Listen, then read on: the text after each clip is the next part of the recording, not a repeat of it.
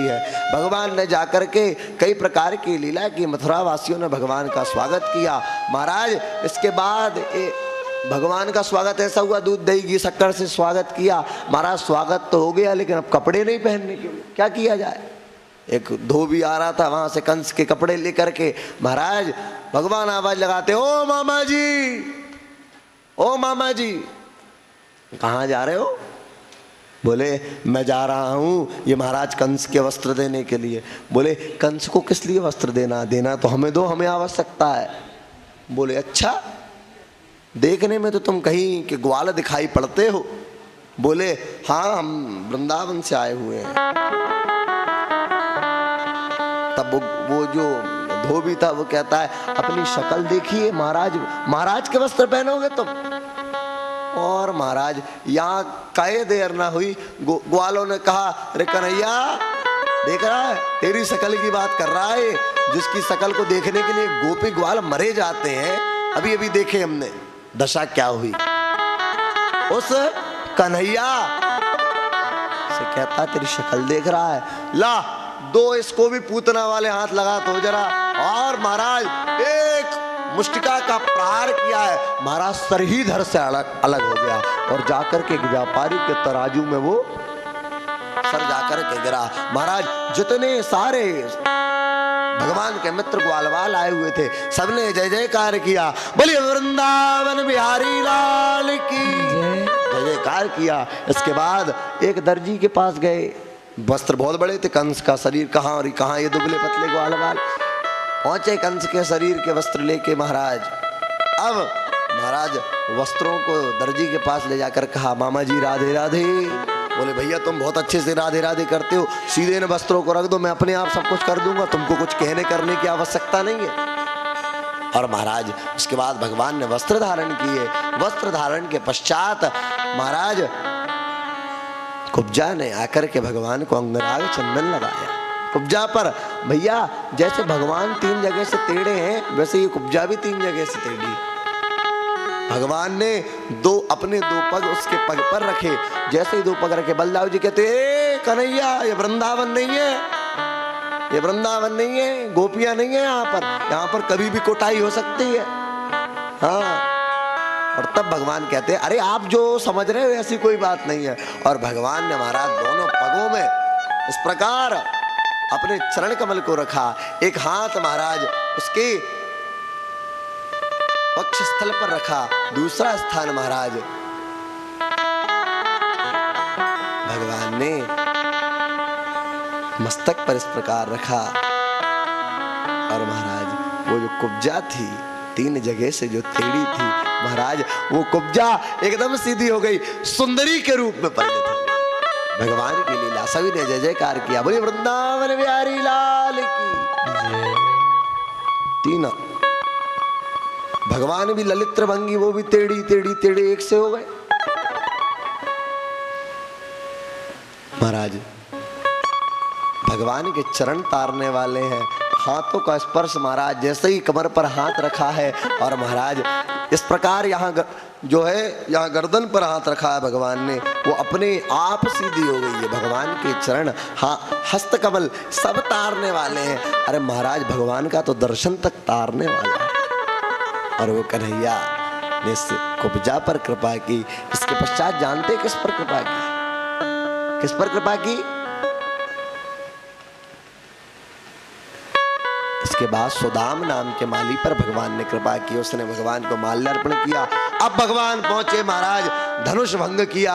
सर्वप्रथम धनुष की पहले परिक्रमा की और धनुष को भंग किया। महाराज जैसे ही धनुष भंग किया, एक ध्वनि गूंजी चारों ओर, और महाराज वो ध्वनि कंस के कर्ण तक पहुंची। और कंस के कर्ण में जैसे ही वो ध्वनि पहुंची, कंस समझ गया अब अपना अंतिम दिवस आ गया है। और महाराज कंस ने रंगमंच लगाया, ऊपर रंगमंच में जाकर स्वयं बैठा। और महाराज वहां पर जैसे स्टेडियम होता है ना, आजू बाजू सारे गोपी ग्वाल आकर के बैठ गए। महाराज सारे ब्रजवासी बैठे, बीच में युद्ध आरंभ हुआ। भगवान पधारे। महाराज जितने ग्वाल वहां पर बैठे हुए थे, जैसे ही भगवान पधारे, सबने जय जयकार किया, बोलिए वृंदावन बिहारी लाल की। वृंदावन बिहारी लाल की जय की। और उसके पश्चात महाराज मेरा कन्हैया, मेरा लाल,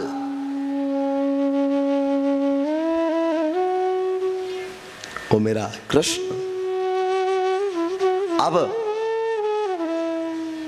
जिसने अभी तक केवल बांसुरी बजाई थी महाराज, वेणु वादन किया था, अब वो कन्हैया युद्ध का शंख बजाने के लिए, यहां से लीला आरंभ हुई भगवान के युद्ध की। और अब युद्ध आरंभ होता महाराज, जैसे ही प्रवेश किया है, भैया कुछ बजा देना।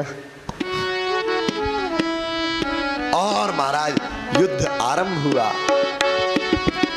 सर्वप्रथम जैसे ही दोनों पधारे महाराज, चारों ओर एक ही ध्वनि, वृंदावन बिहारी लाल की जय, बिहारी लाल की जय, चारों ओर एक ही ध्वनि श्रवण करने को मिल रही है, चारों ओर। अच्छा, पंचधर देख रहा, बोले भैया ये तो सारे पलट गए, जितने थे मेरे वाले सब उसके हो गए। अब तो भैया कंस भी भयभीत हो गया। सबसे पहले कोलिया पीड़ हाथी को दौड़ाया, एक दांत पकड़ा किन्होंने, दाऊ दयाल ने, दूसरा पकड़ा महाराज भगवान श्री कृष्ण ने। दाऊ कहते हैं कि तू एक काम कर, वो दांत छोड़, तू छोड़ दे, इसको मैं संभालूंगा। और महाराज दाऊ दयाल ने चारों ओर घुमाकर चारों दिशाओं का महाराज यही स्वर्ग का दर्शन कराकर दूर पटका कोलिया पीड़ हाथी को। इसके बाद कंस घबराने लगा, आसन अपने आप हिलने लगी कि भैया समय आने वाला है। और महाराज चाणूर को आदेश दिया, चाणूर जाओ, मुष्टिर जाओ। दोनों मल्ल पहुंचे युद्ध के लिए। महाराज दोनों मल्ल पहुंचे। दाऊ दयाल ने कहा कन्हैया तेरे को किसको देखना है, तू चाणूर को देखेगा मुष्टिर को? भगवान ने कहा जो पहले आएगा वो मैं देखूंगा। चाणूर आया, भगवान ने एक मुष्टिका का प्रहार किया, सीधे कंस के सिंहासन के पास चाणूर प्राण गए। सारी सभा ने जय जयकार किया, वृंदावन बिहारी लाल की। अब मुष्टिर की बारी आई। दाऊ दयाल बोले हाँ कन्हैया तेरा काम हो गया, चल अब मैं बताता। दाऊ दयाल ने महाराज बोले कन्हैया तेरा हाथ तो यहीं पास में गया, मेरा हाथ देख। और महाराज एक मुष्टिका के प्रहार से सीधे महाराज मथुरा के बाहर मुष्टि। और महाराज सबने जय जयकार किया, बोल दाऊ दयाल की। अब बारी आई किसकी? किसकी बारी आई? अब बचा कंस। कंस अपने स्थान पर महाराज कह रहा है भैया अंतिम समय आ गया, अपने स्थान पर घबरा रहा है, हाथ पैर कांप रहे महाराज। यहाँ भगवान नीचे से इशारा करते, मामा जी राधे राधे। और मामा जी कैसे हो? अब आपकी बारी है, और कोई बच्चा हो तो बताओ। बोले अब कोई नहीं बचा। बोले मैं ही बचा हूं। भगवान ने कहा आप आते हो मैं आऊं। भगवान ने कहा ऐसा लगता है आप तो आओगे नहीं, मेरे को ही आना पड़ेगा। भगवान सीधे पहुंचे ऊपर जहां पर कंस बैठा हुआ था। भगवान पहुंचे और जाकर के महाराज जैसे देवकी मैया के केश कंस ने उस समय पकड़े थे जब आकाशवाणी हुई थी, वैसे ही महाराज केश पकड़े और महाराज केश पकड़कर सीधे नीचे रंगमंच में फेंक दिया कंस को। और महाराज दाऊ दयाल से कहा दाऊ तुम कुछ नहीं करोगे, इसको तो मैं ही देखूंगा। भगवान ने ऊपर से छलांग लगाई और महाराज भगवान ने कंस को केवल और केवल एक मुष्टिका का प्रहार किया है और कंस के प्राण लिए। सारी सभा ने जय जयकार किया, बोल कंस मर्दन भगवान